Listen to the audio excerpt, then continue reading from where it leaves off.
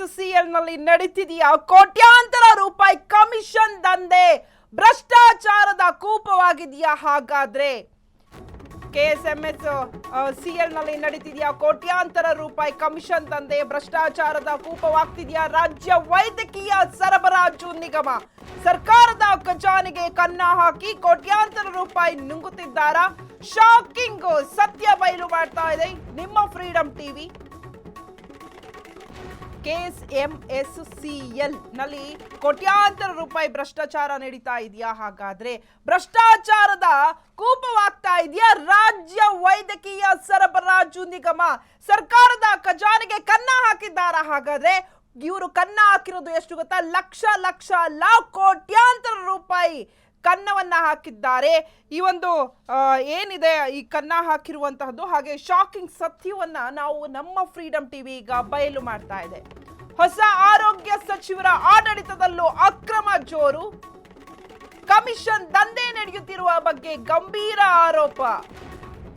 ಕೆಎಸ್ಎಂಎಸ್ಸಿಎಲ್ ಮೂಲಕ ಬಹುಕೋಟಿ ಹಗರಣಕ್ಕೆ ಒಳಗೊಳಗೆ ಹುನ್ನಾರ, ಅನುಭವವಿಲ್ಲದ ಕಂಪನಿಗಳಿಗೆ ಕೋಟ್ಯಾಂತರ ರೂಪಾಯಿ ಟೆಂಡರ್ ನೀಡಲು ಯತ್ನ. ಕೆಟಿಪಿಪಿ ಕಾಯ್ದೆಯ ಸಂಪೂರ್ಣ ಉಲ್ಲಂಘನೆ ಮಾಡ್ತಾ ಇದೆಯಾ? ಎಸ್, ಎಲ್ಲ ಅಂದ್ರೆ ಹೊಸ ಆರೋಗ್ಯ ಸಚಿವರ ಆಡಳಿತದಲ್ಲೂ ಕೂಡ ಅಕ್ರಮ ಸಿಕ್ಕಾಬಟ್ಟೆ ಜೋರಾಗ್ತಾ ಇದೆ. ಕಮಿಷನ್ ದಂಧೆ ನಡೀತಿದೆ ಅನ್ನುವಂತಹ ಆರೋಪ ಸಹ ಇಲ್ಲಿ ಕೇಳಿ ಬರ್ತಾ ಇದೆ. ಏನ್ ಹೇಳಬೇಕು ಅಂತ ಅಂದ್ರೆ ಕೆಎಸ್ಸಿ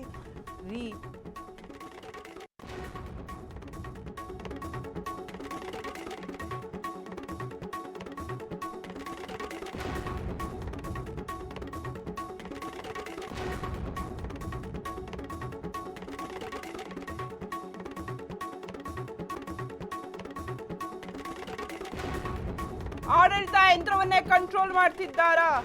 ನಿಯಮ ಬಾಹಿರ ನೇಮಕಾತಿ ನಡೆಯುತ್ತಿರುವ ಬಗ್ಗೆ ಗಂಭೀರವಾಗಿ ಆರೋಪವನ್ನ ಮಾಡಿದ್ದಾರೆ. ಸರ್ಕಾರದ ಹಿರಿಯ ಸಚಿವರೊಬ್ಬರು ಕಚೇರಿಯಿಂದಲೇ ಹೋಗ್ತಿದೆಯಂತೆ ಧಮ್ಕಿ. ಕಮಿಷನ್ ಕಿಕ್ ಬ್ಯಾಕ್ ಭ್ರಷ್ಟಾಚಾರ ಜಾಲದ ಕಂಪ್ಲೀಟ್ ರಿಪೋರ್ಟ್.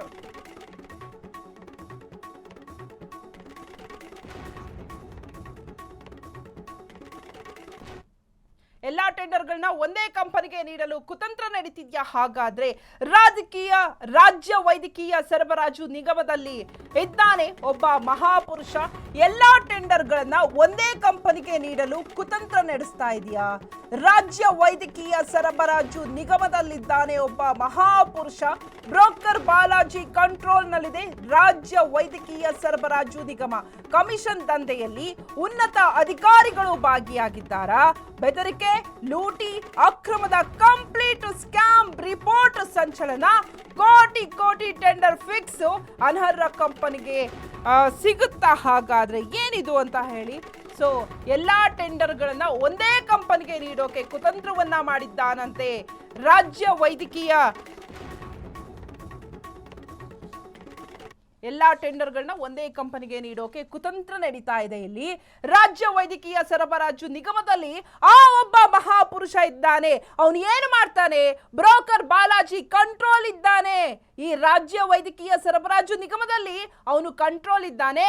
ಕಮಿಷನ್ ದಂಧೆಯಲ್ಲಿ ಉನ್ನತ ಅಧಿಕಾರಿಗಳು ಕೂಡ ಭಾಗಿಯಾಗಿದ್ದಾರಾ? ಹಾಗಾದ್ರೆ ಯಾವ ತರ ಕಮಿಷನ್ ದಂಧೆ ಮಾಡ್ತಾರೆ? ಬೆದರಿಕೆ ಮಾಡ್ತಾರಾ? ಲೂಟಿ ಮಾಡ್ತಾರಾ? ಅಕ್ರಮದ ಕಂಪ್ಲೀಟ್ ಸ್ಕ್ಯಾಮ್ ರಿಪೋರ್ಟ್ ಈಗ ಸಂಚಲನವನ್ನ ಸೃಷ್ಟಿ ಮಾಡ್ತಾ ಇದೆ. ಕೋಟಿ ಕೋಟಿ ಟೆಂಡರ್ ಫಿಕ್ಸ್ ಆಗಿ ಅನರ್ಹ ಕಂಪನಿಗೆ ಮಣೆ ಹಾಕ್ತಿದ್ದಾರಾ? ಹಾಗಾದ್ರೆ ಯಾವ ಲೆವೆಲ್ ಅಲ್ಲಿ ಇಲ್ಲಿ ಭ್ರಷ್ಟಾಚಾರ ನಡೀತಾ ಇದೆ? ಯಾವ ಲೆವೆಲ್ ಅಲ್ಲಿ ಇಲ್ಲಿ ಕಮಿಷನ್ ದಂಧೆ ನಡೀತಾ ಇದೆ? ಏನಾಗ್ತಾ ಇದೆ ಇಲ್ಲಿ? ಯಾವ ರೀತಿಯಲ್ಲಿ ಮಾಡ್ತಾ ಇದ್ದಾರೆ? ನಿಯಮತೂರಿ ಫ್ಯಾಬ್ಕಾನ್ ಎಂಟರ್ಪ್ರೈಸಸ್ಗೆ ಮಣೆ ಹಾಕಿದ್ಯಾರು? ಟೆಂಡರ್ ಫಿಕ್ಸ್ ಎಂದು ದಾಖಲೆ ಸಮೇತ ಕೆಂಪು ಸ್ಟಾಂಪ್ ಹೊಡೆದಿದ್ಯಾಕೆ? ಅಕ್ರಮ ನೇಮಕಾತಿ ಅಸ್ತ್ರ, ನಿಯಮ ಗಾಳಿಗೆ ತೂರಿ ಎಂಡಿ ಚೇರ್. ಗ್ರೂಪ್ ಎ ಅಧಿಕಾರಿ ಎಆರ್ ರವಿ ನೇಮಕವೇ ನಿಯಮ ಬಾಹಿರ. ಕೆಎಸ್ಎಂಎಸ್ಸಿಎಲ್ ಎಂಡಿ ಕುರ್ಚಿಯಲ್ಲಿದ್ದುಕೊಂಡೇ ಆಟವನ್ನ ಆಡ್ತಿರೋದು ಯಾರು?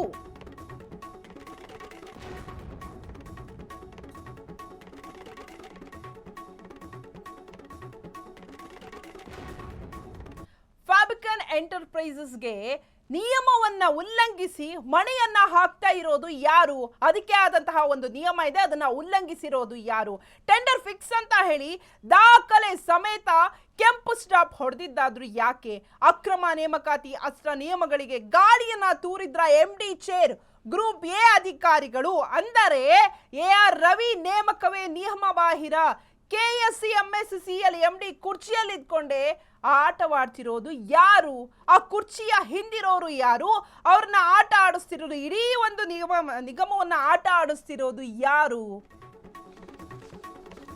ಅಧಿಕಾರ ದುರ್ಬಳಕೆ ಜನರಲ್ ಮ್ಯಾನೇಜರ್ ಡಾಕ್ಟರ್ ಬಸಂತಿ ದರ್ಬಾರ್. ಜನರಲ್ ಮ್ಯಾನೇಜರ್ ಹುದ್ದೆಯಲ್ಲಿ ಇದ್ಕೊಂಡೆ ಮೇಲಾಧಿಕಾರಿ ಅಧಿಕಾರ ಚಲಾವಣೆ. IAS ಅಧಿಕಾರಿ ಬದಲು ಕೆಳ ಹಂತದ ಅಧಿಕಾರಿಗಳಿಗೆ MD ಪಟ್ಟ. ಅಕ್ರಮ ಎಸಗಲು ಅಂತಾನೆ ಅಧಿಕಾರಿಯ ವರ್ಗಾವಣೆಯನ್ನ ಮಾಡಿದ್ರ. ಆಡಳಿತ ಮತ್ತು ಖರೀದಿ ವಿಭಾಗದಲ್ಲಿ ಭಾರಿ ಅಕ್ರಮದ ವಾಸನೆ.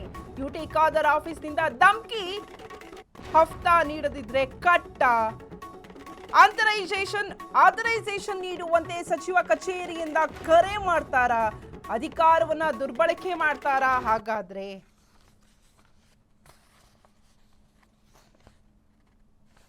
ಅಧಿಕಾರವನ್ನ ದುರ್ಬಳಕೆ ಮಾಡ್ತಾರ ಇವರು? ಯಾಕಂದ್ರೆ ಇಲ್ಲಿ ಇರುವಂತಹ ಜನರಲ್ ಮ್ಯಾನೇಜರು ಡಾಕ್ಟರ್ ಬಸಂತಿ, ಈಗ ಇವ್ರದೇ ದರ್ಬಾರ್ ನಡೀತಾ ಇದೆ. ಜನರಲ್ ಮ್ಯಾನೇಜರ್ ಹುದ್ದೆಯಲ್ಲಿ ಇದ್ಕೊಂಡೆ ಮೇಲಾಧಿಕಾರಿಗೆ ಚಲಾವಣೆಯನ್ನ ಮಾಡ್ತಾರೆ. IAS ಅಧಿಕಾರಿ ಬದಲು ಕೆಳ ಹಂತದ ಅಧಿಕಾರಿಗೆ MD ಪಟ್ಟವನ್ನ ಕೊಡ್ತಾರೆ. ಅಂದ್ರೆ ಯಾವ ಲೆವೆಲ್ ಅಲ್ಲಿ ಇಲ್ಲಿ ನಡೀತಾ ಇದೆ ಅಂತ. ಅಕ್ರಮ ಮಾಡಬೇಕು ಅಂತಾನೆ ಅಧಿಕಾರಿ ವರ್ಗಾವಣೆಯನ್ನ ಮಾಡ್ತಾ ಇದ್ದಾರಾ? ಹಾಗಾದ್ರೆ ಇಲ್ಲಿ ಆಡಳಿತ ಮತ್ತು ಖರೀದಿ ವಿಭಾಗದಲ್ಲಿ ಭಾರಿ ಅಕ್ರಮದ ವಾಸನೆ ಕೇಳಿ ಬರ್ತಾ ಇದೆ. ನಾವು ಫೋಟೋ ತೋರಿಸಿದವಲ್ಲ, ಇವರೇ ಡಾಕ್ಟರ್ ಬಸಂತಿ. ಈಕೆದೆ ದರ್ಬಾರು ಜಾಸ್ತಿ ಆಗಿದೆ. ಆಡಳಿತ ಮತ್ತು ಖರೀದಿ ವಿಭಾಗದಲ್ಲೂ ಭಾರಿ ಅಕ್ರಮ. UT ಖಾದರ್ ಆಫೀಸ್ನಿಂದ ಧಮ್ಕಿ ಹಾಕ್ತಾರ. ಹಾಗಾದ್ರೆ ಅರ್ಹ ಕಂಪನಿಗಳಿಗೆ UT ಖಾದರ್ ಕಚೇರಿಯಿಂದಲೇ ಬೆದರಿಕೆ ಕರೆ. ಕಮಿಷನ್ ಕೊಡದಿದ್ರೆ ಅನುಮತಿ ಬಂದ್ ಮಾಡಿಸ್ತಾರ ಬ್ರೋಕರ್ಗಳು. ಸಚಿವರ ಹೆಸರೇಳಿ ಪೂರೈಕೆದಾರರಿಂದ ಹಣ ವಸೂಲಿ ಮಾಡ್ತಾರ. ರಾಜಭವನಕ್ಕೆ ತಲುಪಿತ್ತು ಭ್ರಷ್ಟಾಚಾರದ ಬಾಂಬ್. ರಾಜ್ಯಪಾಲರ ಅಂಗಳ ತಲುಪಿದ ಅಕ್ರಮದ ಎಲ್ಲಾ ದಾಖಲೆಗಳು.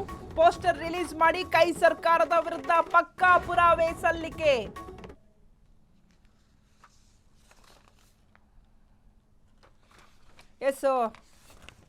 ಏನಿದೆ ಅರ್ಹ ಕಂಪನಿಗಳಿಗೆ, ಈ ಥರ ಅರ್ಹ ಕಂಪನಿಗಳು ಯಾವ್ದಾವ್ದಿದೆ ಅದಕ್ಕೆ UT ಖಾದರ್ ಕಚೇರಿಯಿಂದ ಏನಾದರೂ ಬೆದರಿಕೆ ಕರೆ ಹೋಗ್ತಾ ಇದೆಯಾ?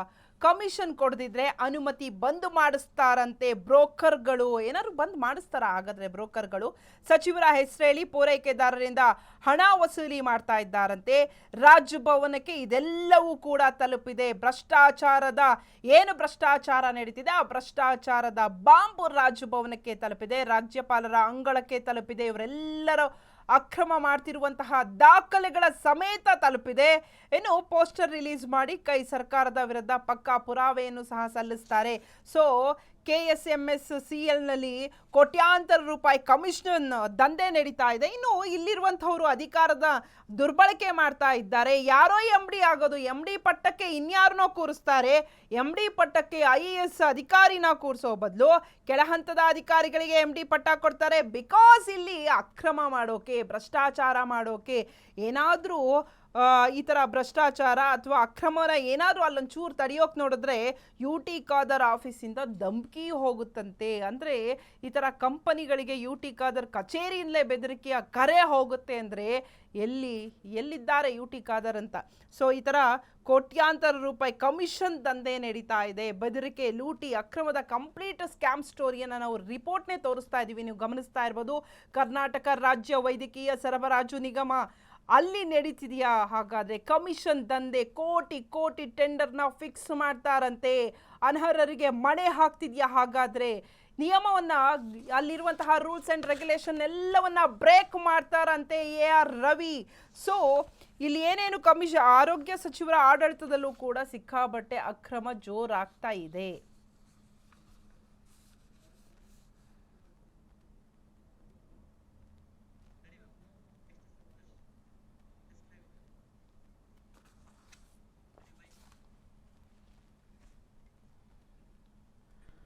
ಇದ್ರ ಬಗ್ಗೆ ಹೆಚ್ಚಿನ ಡೀಟೇಲ್ಸ್ ಕೊಡ್ತಾರೆ ನನ್ನ ಕೊಲೀಗ್ ಆದಂತಹ ಸಂತೋಷ್ ಏನಿದು KSMSCL ನಲ್ಲಿ ಕೋಟ್ಯಾಂತರ ರೂಪಾಯಿ ಭ್ರಷ್ಟಾಚಾರ, ಅರ್ಹ ಕಂಪನಿಗಳಿಗೆ ಏನಾದರೂ ಕೊಡ್ಲಿಲ್ಲ, ಕಮಿಷನ್ ಕೊಡ್ಲಿಲ್ಲ ಅಂದ್ರೆ ಡೈರೆಕ್ಟ್ ಆಗಿ ಖಾದರ್ ಕಚೇರಿಯಿಂದ ಬೆದರಿಕೆಯ ಕರೆ ಹೋಗ್ತಿದೆಯಂತೆ, ಹಫ್ತಾ ಕೊಡ್ಲೇಬೇಕು ಅಂತ ಹೇಳಿ UT ಖಾದರ್ ಆಫೀಸಿಂದ ಕಾಲ್ ಮಾಡ್ತಾರಂತೆ. ಏನಿದು ಕಮಿಷನ್ ದಂಧೆ ಅಂತ ಹೆಚ್ಚಿನ ಡೀಟೇಲ್ಸ್ ಕೊಡೋದಾದ್ರೆ?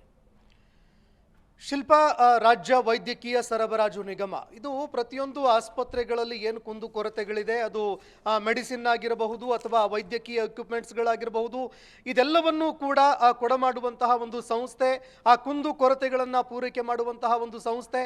ಆದರೆ ಅದೇ ಒಂದು ಸಂಸ್ಥೆಯಲ್ಲಿ ಭ್ರಷ್ಟಾಚಾರ ತಾಂಡವವಾಡ್ತಾ ಇದೆ ಅನ್ನುವಂತಹ ಮಾತುಗಳು ಕೇಳಿಬರ್ತಾ ಇದೆ. ಈಗಾಗಲೇ ರಾಜ್ಯದಲ್ಲಿ ಅನೇಕ ಆಸ್ಪತ್ರೆಗಳು ಅಧ್ವಾನಕ್ಕೆ ಹೋಗಿದ್ದಾವೆ. ಈ ನಡುವೆ ಸರಬರಾಜು ಮಾಡಬೇಕಾಗಿರುವಂತಹ ಏನು ಎಕ್ವಿಪ್ಮೆಂಟ್ಸ್ಗಳನ್ನು, ಮೆಡಿಸಿನ್ಗಳನ್ನು ಸರಬರಾಜು ಮಾಡಬೇಕಾಗಿರುವಂತಹ ಒಂದು ಸಂಸ್ಥೆಯಲ್ಲೇ ಭ್ರಷ್ಟಾಚಾರ ನಡೀತಾ ಇದೆ ಅಂತಂದ್ರೆ ಮುಂದೆ ಟ್ರೀಟ್ಮೆಂಟ್ ಅಂತ ಪಡೆದುಕೊಳ್ಳೋದಕ್ಕೆ ಜನರು ಹೋದ್ರೆ ಆಗ ಎಂತಹ ಟ್ರೀಟ್ಮೆಂಟ್ ಸಿಗುತ್ತೆ ಅನ್ನುವಂಥದ್ದನ್ನು ನಾವು ಕಲ್ಪನೆ ಮಾಡ್ಕೊಳ್ಳೋದಕ್ಕೂ ಕೂಡ ಆಗಲ್ಲ. ಈಗಾಗಲೇ ಸರ್ಕಾರಿ ಆಸ್ಪತ್ರೆಗಳು ಅಧ್ವಾನಕ್ಕೆ ಹೋಗಿದ್ದಾವೆ. ಮತ್ತೊಂದು ಕಡೆಯಲ್ಲಿ ಈಗ ಇದರಲ್ಲೂ ಕೂಡ ದೊಡ್ಡ ಭ್ರಷ್ಟಾಚಾರ ಬೆಳಕಿಗೆ ಬಂದಿರುವಂಥದ್ದು ನಿಜಕ್ಕೂ ಕೂಡ ದುರಂತ. ಹೀಗಾಗಿ ರಾಜ್ಯ ಸರ್ಕಾರ ಇದಕ್ಕೆ ಸಂಬಂಧಪಟ್ಟಂತೆ ವೈದ್ಯಕೀಯ ಏನು ಇಲಾಖೆ ಇದಕ್ಕೆ ಸಂಬಂಧಪಟ್ಟಂತೆ ಏನು ಕ್ರಮ ಕೈಗೊಳ್ಳುತ್ತೆ ಅದನ್ನು ನೋಡಬೇಕಾಗತ್ತೆ. ಆದರೆ ಈವರೆಗೆ ನಡೀತಾ ಇದ್ದಂತಹ ಈ ಒಂದು ಭ್ರಷ್ಟಾಚಾರ ಅಥವಾ ಧಮಕಿ ಹಾಕಿ ಕಮಿಷನ್ ವಸೂಲಿ ಮಾಡುವಂಥದ್ದೇನಿತ್ತು, ಅಥವಾ ನಿಯಮಗಳನ್ನು ಗಾಳಿಗೆ ತೂರಿ ತಮಗೆ ಯಾರು ಬೇಕು ಅಂಥವರಿಗೆ ಟೆಂಡರ್ ಕೊಡೋದು, ಅಂದರೆ ಯಾರ್ಯಾರು ಅನರ್ಹರಿದ್ದಾರೆ ಅಂಥವರಿಗೆ ಟೆಂಡರ್ ಕೊಡುವಂಥದ್ದು, ಅರ್ಹರನ್ನ ಬೆದರಿಕೆ ಹಾಕುವಂಥದ್ದೇನಿದೆ, ಈ ಎಲ್ಲ ವಿಚಾರಗಳಿಗೆ ಸಂಬಂಧಪಟ್ಟಂತೆ ಭ್ರಷ್ಟಾಚಾರದ ಕೆಲವು ದಾಖಲೆಗಳು ಈಗ ರಾಜ್ಯಪಾಲರ ಬಾಗಿಲಿಗೆ ತಲುಪಿದೆ ಅನ್ನೋ ಮಾಹಿತಿಗಳು ಲಭ್ಯವಾಗ್ತಾ ಇದೆ. ಹೀಗಾಗಿ ರಾಜ್ಯಪಾಲರು ಇದಕ್ಕೆ ಸಂಬಂಧಪಟ್ಟಂತೆ ಯಾವ ನಿರ್ಧಾರ ಕೈಗೊಳ್ಳುತ್ತಾರೆ ಅದನ್ನು ಕೂಡ ನೋಡಬೇಕಾಗುತ್ತೆ. ಅದು ಅವರ ವಿವೇಚನೆಗೆ ಬಿಟ್ಟಿರುವಂತಹ ವಿಚಾರ. ಹೀಗಾಗಿ ರಾಜ್ಯಪಾಲರು ಈ ದಾಖಲೆಗಳನ್ನು ನೋಡಿ ಇದಕ್ಕೆ ಸಂಬಂಧಪಟ್ಟಂತೆ ತನಿಖೆ ಮಾಡಬೇಕು ಅಥವಾ ಸಮಿತಿಯನ್ನು ರಚನೆ ಮಾಡಬೇಕು ಅಂತ ಏನಾದರೂ ರಾಜ್ಯ ಸರ್ಕಾರಕ್ಕೆ ಶಿಫಾರು ಮಾಡಿಸ್ತಾರಾ ಅಥವಾ ಇಲಾಖೆಗೆ ಏನಾದರೂ ಶಿಫಾರಸು ಮಾಡ್ತಾರಾ ಅನ್ನುವಂಥದ್ದನ್ನು ಕೂಡ ನೋಡಬೇಕಾಗುತ್ತೆ. ಆದರೆ ಬಹಳಷ್ಟು ಗಂಭೀರ ಆರೋಪಗಳು ಕೇಳಬರ್ತಾ ಇರುವಂಥದ್ದು ಏನಂತಂದರೆ, ಅನರ್ಹ ಕಂಪನಿಗಳು, ಅಂದರೆ ಯಾವ ಕಂಪನಿಗಳಿಗೆ ಅರ್ಹತೆ ಇಲ್ಲ ಅಂತಹ ಕಂಪನಿಗಳಿಗೆ, ಅಂದರೆ ಕಳ್ಳರಿಗೆ ಇವರು ಟೆಂಡರ್ ಕೊಡೋದಕ್ಕೆ ಅಂತ ಮುಂದಾಗ್ತಾ ಇದ್ದಾರೆ ಅನ್ನುವಂತಹ ಆರೋಪಗಳು ಕೇಳಬರ್ತಾ ಇದೆ. ಈ ಹಿಂದೆ ನೀಟ್ ಪರೀಕ್ಷೆಯಲ್ಲಿ ನೋಡಿದ್ವಿ ನಾವು. ನೀಟ್ ಪರೀಕ್ಷೆ, CBSE ಪರೀಕ್ಷೆಯಲ್ಲಿ ಯಾರು ಬ್ಲ್ಯಾಕ್ ಲಿಸ್ಟೆಡ್ ಆಗಿದ್ರು, ಯಾರು ಅನರ್ಹರಿದ್ರು ಅಂತಹ ಕಳ್ಳರಿಗೆ, ಭ್ರಷ್ಟರಿಗೆ ಟೆಂಡರ್ ಕೊಡಲಾಗಿತ್ತು, ನಿಯಮಗಳನ್ನು ಗಾಳಿಗೆ ತೂರಿ. ಅದೇ ರೀತಿಯಲ್ಲಿ ಈಗ ಇಲ್ಲೂ ಕೂಡ ನಮ್ಮ ಕರ್ನಾಟಕದಲ್ಲೂ ಕೂಡ ವೈದ್ಯಕೀಯ ಇಲಾಖೆಯಲ್ಲಿ, ಅದು ಕೂಡ ಸರಬರಾಜು ಇಲಾಖೆಯಲ್ಲಿ ಯಾರು ಅನರ್ಹರಿದ್ದಾರೆ, ಯಾರು ಕಳ್ಳರಿದ್ದಾರೆ ಅಂಥವರಿಗೆ ಟೆಂಡರ್ ಕೊಡೋದಕ್ಕೆ ಅಂತ ನಿಯಮಗಳನ್ನು ಗಾಳಿಗೆ ತೂರಲಾಗ್ತಾ ಇದೆ ಅನ್ನೋ ಮಾತುಗಳು ಕೇಳಬರ್ತಾ ಇದೆ. ಇದಕ್ಕೆ ಸಂಬಂಧಪಟ್ಟಂತೆ ದಾಖಲೆಗಳು ಕೂಡ ರಾಜ್ಯಪಾಲರಿಗೆ ಸಲ್ಲಿಕೆಯಾಗಿದೆ ಅಂತಂದರೆ ನಿಜಕ್ಕೂ ಕೂಡ ಈ ಭ್ರಷ್ಟಾಚಾರವನ್ನು ಅಲ್ಲಗಳೆಯುವಂತಾಗೋದಿಲ್ಲ, ಜೊತೆಗೆ ಇದನ್ನು ಸಾಮಾನ್ಯವಾಗಿ ಪರಿಗಣಿಸೋದಕ್ಕಾಗಲ್ಲ. ಹಾಗಾಗಿ ಇದಕ್ಕೆ ಸಂಬಂಧಪಟ್ಟಂತೆ ಯಾರ್ಯಾರು ಭ್ರಷ್ಟರಿದ್ದಾರೆ, ಕೆಲವು ಅಧಿಕಾರಿಗಳ ಹೆಸರುಗಳು ಕೂಡ ಕೇಳಬರ್ತಾ ಇದೆ, ಮಧ್ಯವರ್ತಿಗಳ ಹೆಸರುಗಳು ಕೂಡ ಕೇಳಬರ್ತಾ ಇದೆ. ಅಂದ್ರೆ ಮಧ್ಯವರ್ತಿಗಳನ್ನ ಇಟ್ಕೊಂಡು ಕಮಿಷನ್ ಪಡ್ಕೊಳ್ಳುವಂತಹ ಒಂದು ಕಮಿಷನ್ ದಂಧೆ ಇಲಾಖೆಯಲ್ಲಿ ಏನಾದರೂ ನಡೀತಾ ಇದೆಯಾ ಅನ್ನೋ ಅನುಮಾನ ಕೂಡ ಈಗ ಕಾಡ್ತಾ ಇದೆ. ಹೀಗಾಗಿ ಇದಕ್ಕೆ ಸಂಬಂಧಪಟ್ಟಂತೆ ಒಂದು ಸಮಿತಿ ರಚನೆ ಮಾಡಬೇಕಾಗತ್ತೆ. ಏನೆಲ್ಲ ದಾಖಲೆಗಳನ್ನು ನೀಡಿದ್ದಾರೆ ರಾಜ್ಯಪಾಲರಿಗೆ ಅದಕ್ಕೆ ಸಂಬಂಧಪಟ್ಟಂತೆ ತನಿಖೆಯಾಗಿ ಸತ್ಯಾಸತ್ಯತೆ ಏನು ಅನ್ನುವಂಥದ್ದು ಹೊರಬರಬೇಕು. ಶಿಲ್ಪಾ, ಸಂತೋಷ್, ನೀವು ಬ್ರೋಕರ್ ಬಗ್ಗೆ ಮಾತಾಡ್ತಾ ಇದ್ರಿ. ಈ ಒಂದು ಟೆಂಡರ್ನಲ್ಲಿ ಟೆಂಡರ್ಗಳೆಲ್ಲವೂ ಕೂಡ ಬ್ರೋಕರ್ ಕೈಯಲ್ಲಿ ಇದೆಯಾ? ಹಾಗಾದ್ರೆ ವೈದ್ಯಕೀಯ ರಾಜ್ಯ ಸರಬರಾಜು ನಿಗಮದಲ್ಲಿ ಏನೇನು ಟೆಂಡರ್ ಕೊಡ್ತಾರೆ ಅದಕ್ಕೆಲ್ಲ ಒಬ್ರು ಬ್ರೋಕರ್ ಇದ್ದಾರೆ, ಆ ಬ್ರೋಕರ್ ಇಂದನೇ ಎಲ್ಲಾದು ನಡೆಯುತ್ತಾ? ಹಾಗಾದ್ರೆ ಆ ಬ್ರೋಕರ್ ಇಂದ ಕಮಿಷನ್ ಬರುತ್ತಾ? ಇಲ್ಲಿ ನಡೀತಿರೋ ದಂಧೆನೆ ಬ್ರೋಕರ್ ಇಂದನ ಹಾಗಾದ್ರೆ ಸಂತೋಷ್? ಇಡೀ ಭಾರತವೇ ಇವತ್ತು ಬ್ರೋಕರ್ಗಳ ಕೈಯಲ್ಲಿ ಇದೆ ಅಂತ ಹೇಳಿದ್ರು ಕೂಡ ತಪ್ಪಾಗ್ಲಿಕ್ಕಿಲ್ಲ ಶಿಲ್ಪಾ. ಪ್ರತಿಯೊಂದು ಇಲಾಖೆಯಲ್ಲೂ ಕೂಡ ನಡೆಯುವಂತಹ ಭ್ರಷ್ಟಾಚಾರ, ಕರಪ್ಷನ್ನು ಅಥವಾ ಜೇಬಿಗೆ ಹೋಗುವಂತಹ ದುಡ್ಡು ಅದ್ಯಾವುದು ಕೂಡ ನೇರವಾಗಿ ಯಾರಿಗೂ ಹೋಗಲ್ಲ. ಯಾವುದೇ ಅಧಿಕಾರಿಗಳಾಗಿರಲಿ ಅಥವಾ ಸಚಿವರಾಗಿರಲಿ ಅಥವಾ ಮಂತ್ರಿಗಳ ಏನು CMಗಳಾಗಿರಲಿ ಅಥವಾ ಪ್ರಧಾನಮಂತ್ರಿಗಳಾಗಿರಲಿ, ಪ್ರತಿಯೊಬ್ಬರಿಗೂ ಕೂಡ ಕಮಿಷನ್ ಹೋಗೋದು ಇಂತಹ ಬ್ರೋಕರ್ಗಳಿಂದ. ಅಂದರೆ ಯಾರು ಬ್ರೋಕರ್ಗಳಿದ್ದಾರೆ, ಮಧ್ಯವರ್ತಿಗಳಿದ್ದಾರೆ, ಅಂತಹ ಮಧ್ಯವರ್ತಿಗಳನ್ನು ಇಟ್ಕೊಂಡು ಅಲ್ಲಿಂದ ದುಡ್ಡು ಇವರ ಜೇಬುಗಳಿಗೆ ಹೋಗುತ್ತೆ. ಈಗ ಇಲಾಖೆಯಲ್ಲೂ ಕೂಡ ಅದೇ ರೀತಿಯಲ್ಲಿ ಬ್ರೋಕರ್ಗಳಿದಾರಂತೆ. ಬ್ರೋಕರ್ಗಳ ಹೆಸರು ಕೂಡ ಕೇಳಬರ್ತಾ ಇದೆ. ಈ ಬ್ರೋಕರ್ಗಳು ಬೆದರಿಕೆಯನ್ನು ಹಾಕ್ತಾ ಇದ್ದಾರೆ. ಫೋನ್ ಮಾಡಿ ಯಾರ್ಯಾರು ಅರ್ಹ ಕಂಪನಿಗಳಿದ್ದಾರೆ ಆ ಕಂಪನಿಯವರಿಗೆ ಬೆದರಿಕೆ ಹಾಕ್ತಾ ಇದ್ದಾರಂತೆ. ಬೆದರಿಕೆ ಹಾಕಿ ಅವರಿಂದ ಏನು ಕಮಿಷನ್ ಅನ್ನ ವಸೂಲಿ ಮಾಡುವಂತಹ ಕೆಲಸವನ್ನ ಮಾಡ್ತಾ ಇದ್ದಾರೆ ಎನ್ನುವಂತಹ ತುಂಬಾ ಗಂಭೀರವಾಗಿರೋ ಆರೋಪಗಳು ಕೇಳಿ ಬರ್ತಾ ಇದೆ.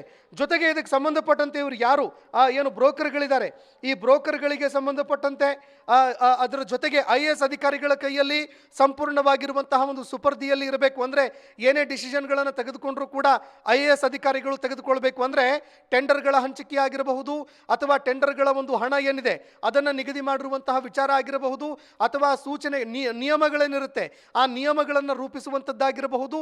ಇದೆಲ್ಲವೂ ಕೂಡ IAS ಅಧಿಕಾರಿಗಳು ಮಾಡ್ತಾರೆ.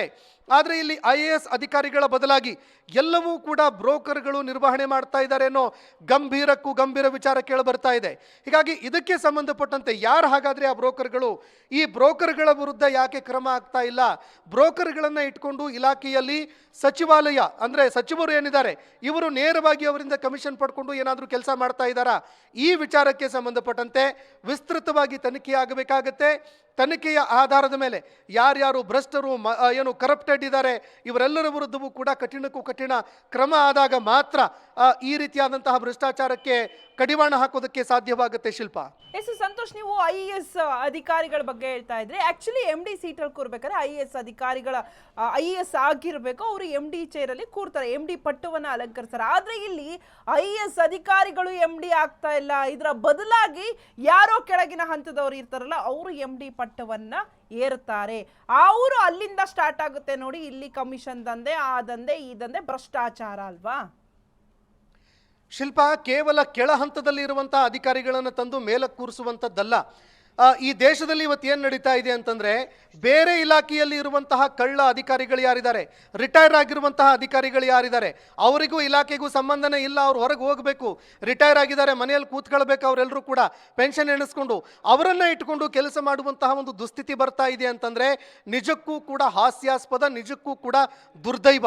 ಈಗ ಕರ್ನಾಟಕದಲ್ಲಿ ಏನು ಈ ವೈದ್ಯಕೀಯ ಸರಬರಾಜು ಇಲಾಖೆ ಇದೆ, ಈ ಇಲಾಖೆಯಲ್ಲೂ ಕೂಡ ಆಗ್ತಾ ಇರುವಂಥದ್ದೇ. ಯಾರು ಕೆಳ ಹಂತದ ಅಧಿಕಾರಿಗಳಿದ್ದಾರೆ ಅವರನ್ನ ತಂದು MD ಚೇರಲ್ಲಿ ಕೂರಿಸ್ತಾ ಇದ್ದಾರೆ ನೋಡಿ. IAS ಮಾಡಿರುವಂತಹ ಅಧಿಕಾರಿಗಳು ಯಾರಿದ್ದಾರೆ ಅವರು ಪ್ರಮುಖ ಹುದ್ದೆಗಳನ್ನ ಅಂದ್ರೆ ಈ ಅಕೌಂಟ್ ಅನ್ನ ಸಂಪೂರ್ಣವಾಗಿ ನಿರ್ವಹಣೆ ಮಾಡುವಂಥದ್ದು, ಅಥವಾ ನಿಯಮಗಳನ್ನು ರೂಪಿಸುವಂಥದ್ದು, ಅಥವಾ ಟೆಂಡರ್ಗಳನ್ನು ರೂಪಿಸುವಂತಹ ಕೆಲಸವನ್ನ ಏನು ಮಾಡ್ತಾರೆ, ಅಥವಾ ಇಡೀ ಇಲಾಖೆಯನ್ನ ಮ್ಯಾನೇಜ್ ಮಾಡುವಂತಹ ಒಂದು ಮ್ಯಾನೇಜ್ಮೆಂಟ್ ಪ್ಲೇಸ್ ಏನಿದೆ ಆ ಪ್ಲೇಸ್ನಲ್ಲಿ ಕೂರುವಂಥದ್ದೇ IAS ಅಧಿಕಾರಿಗಳು.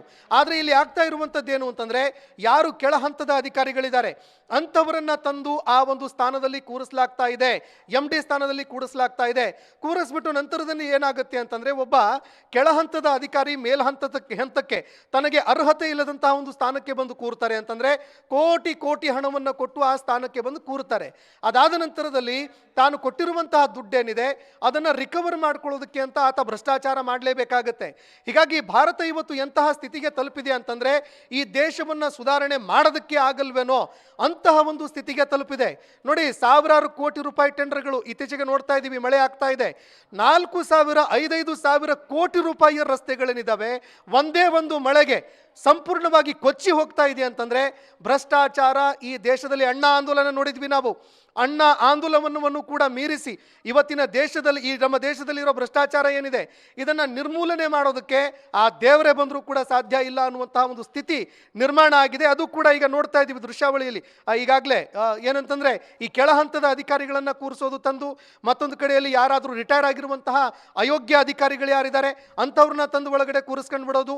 ಈ ರೀತಿಯಾಗಿ ಮಾಡಿ ನಾಳೆ ಏನಾಗುತ್ತೆ ಅಂತಂದ್ರೆ, ಈ ಕೆಳ ಹಂತದ ಅಧಿಕಾರಿಗಳು ಅಥವಾ ಯಾರೋ ರಿಟೈರ್ ಆಗಿರುವಂಥವ್ರು ಏನಾದರೂ ಬಂದ್ರೆ ದೊಡ್ಡ ಪ್ರಮಾಣದಲ್ಲಿ ಒಂದು ಭ್ರಷ್ಟಾಚಾರ ಆದಾಗ ಏನು ಕ್ರಮ ಕೈಗೊಳ್ಳೋದಕ್ಕಾಗತ್ತೆ? ಅವ್ರನ್ನ ಸಸ್ಪೆಂಡ್ ಮಾಡೋದಕ್ಕೂ ಆಗಲ್ಲ. ಯಾಕಂದ್ರೆ ಕೆಳ ಹಂತದ ಅಧಿಕಾರಿಗಳು ದುಡ್ಡು ಕೊಟ್ಟೆ ಬಂದಿದ್ದಾನೆ, ಅವನ್ನ ಏನೂ ಮಾಡ್ಕೊಳ್ಳೋಕ್ಕಾಗಲ್ಲ, ಹೋದ್ರೆ ನಂದು ಏನಪ್ಪ ಅನ್ನೋ ಲೆಕ್ಕಕ್ಕಿರ್ತಾನೆ. ಮತ್ತೊಂದು ಕಡೆಯಲ್ಲಿ ಯಾರು ಈ ರಿಟೈರ್ ಆಗಿರುವಂಥ ಅಧಿಕಾರಿಗಳಿದ್ದಾರೆ ಅವರನ್ನಂತರೂ ಏನೂ ಮಾಡ್ಕೊಳ್ಳೋಕ್ಕಾಗೋದಿಲ್ಲ. ಅಂತಹ ಒಂದು ಸ್ಥಿತಿ ಯಾಕೆ ನಿರ್ಮಾಣ ಆಗ್ತಾ ಇದೆ ಅಂತಂದ್ರೆ ನೋಡಿ, 140 ಕೋಟಿ ಜನಸಂಖ್ಯೆ ಇರುವಂತಹ ದೇಶ ನಮ್ಮದು. ಇಲ್ಲಿ ಯೋಗ್ಯರಿರುವಂಥವರು, ಅರ್ಹತೆ ಇರದೇ ಇರುವಂಥವರು ಒಬ್ಬರೂ ಸಿಗೋದಿಲ್ಲ ಅಂತಂದ ಮೇಲೆ ಇದು ವ್ಯಾಪಕ ಅವ್ಯಾಹತವಾಗಿರುವಂತಹ ಒಂದು ಭ್ರಷ್ಟಾಚಾರ, ಹಗಲು ದೊರಡೆ ಅಂತ ಹೇಳಿದ್ರು ಕೂಡ ತಪ್ಪಾಗ್ಲಿಕ್ಕಿಲ್ಲ. ಶಿಲ್ಪ, ಎಸ್, ಥ್ಯಾಂಕ್ ಯು ಸಂತೋಷ್ ನಿಮ್ಮೆಲ್ಲ ಡೀಟೇಲ್ಸ್ಗಾಗಿ.